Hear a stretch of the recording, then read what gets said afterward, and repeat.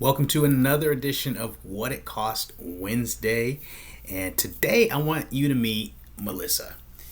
Now, Melissa is not actually here, but if you've been thinking about buying your first home, you might see a little bit of yourself in her. She's a registered nurse at Northeast Baptist, recently got a promotion, and after years of renting and watching rates rise, she's finally ready to buy. But here's the thing. Melissa isn't trying to buy a mansion. She's trying to find a home that makes sense for her budget, gives her a short commute, and won't feel like a financial trap if she ever needs to relocate.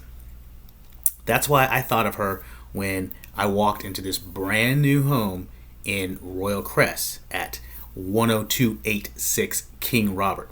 It's a 3-bedroom, energy efficient build by Meritage, and the builder's even advertising rates as low as 4.5% with their lender. So today we're going to run through what it would actually cost Melissa or maybe you to own this home.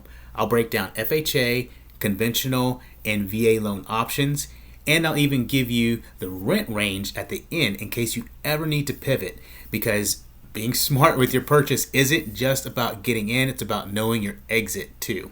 So let's break it down. Okay, I'm going to take you through this home, and we're going to do a kind of a walk and talk here as far as the payments go. You can check out the house while I'm giving you all the details. This home is 1,522 square feet and built by Meritage Homes. The home was completed in April of 2025.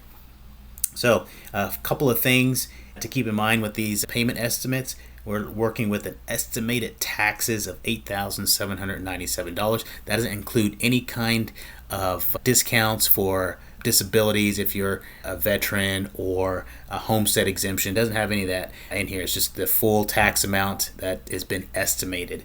Insurance, I have about $1,500 worth of insurance in here. That's probably on the high side, and I say that because this is a brand new home, so there's no claims on this house. It's brand spanking new. It has a warranty, so typically you're going to pay a lot less for insurance on a brand new house, but I wanted to be safe rather than sorry. HOA fee, $525 a month a year. Keep in mind, I'm not a lender. I'm working off of figures provided to me, and this is all for illustrative purposes, so you'll need to verify everything. So the first loan that we're going to cover is an FHA loan. This is a pretty popular loan people are using these days because interest rates are so high. So it's usually between an FHA and a conventional loan, and then also you have your VA buyers. But FHA, you're looking at a typical down payment amount of 3.5%. That comes down to about $12,000 on an FHA loan. You can use other down payment assistance programs. I'm not going to get into that today, but I can tell you that it's going to be a higher payment when you're using down payment assistance because typically you're rolling things in as far as the price goes. So on an FHA loan at 3.5%, you're looking at a payment of $2,732. That's based on a 4.5% interest rate, which Meritage is helping buy that interest rate down, starting at about 4.5%. So at 4.5%, $2,732, principal, interest, taxes, and insurance included. On a conventional loan, okay, if you decide you want to use conventional, and a lot of people like conventional, really because you can get rid of that mortgage insurance when you have enough equity in the property. If you've made improvements along the way, you can petition your lender to drop the mortgage insurance, and that does absolutely nothing for you. So you want to get rid of that mortgage insurance as soon as possible. You can't do that with an FHA loan. That's the biggest difference there. You'd have to refinance the whole house in order to get rid of that mortgage insurance. So you would pick conventional if you don't mind paying a slightly higher rate and you want to get rid of that mortgage insurance. And your typical down payment on a conventional loan is going to be about 5% down.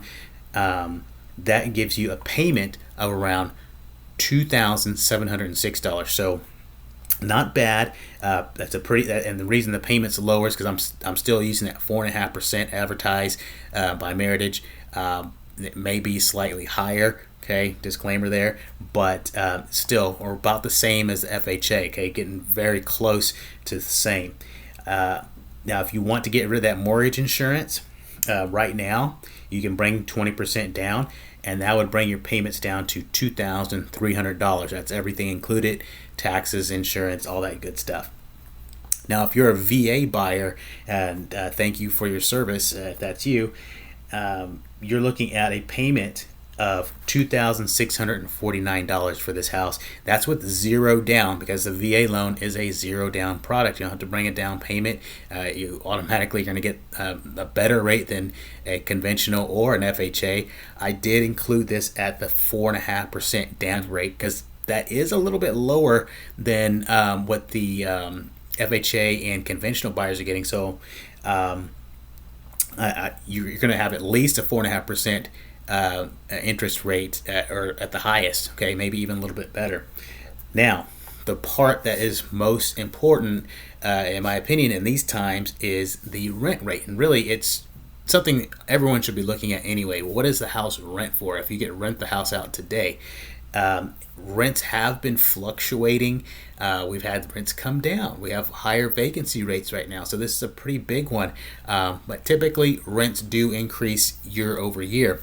So right now on this property, I found that if you were to buy it and have to rent it out the next day or the next week, you're looking at a rent range of anywhere from $1,800 to $1,900. So that was not very good as far as I'm concerned. I found a couple of newer properties in the area that suggested a rent rate of about $1.29 per square foot. So that puts us right in that $1,800 to $1,900 monthly rent range.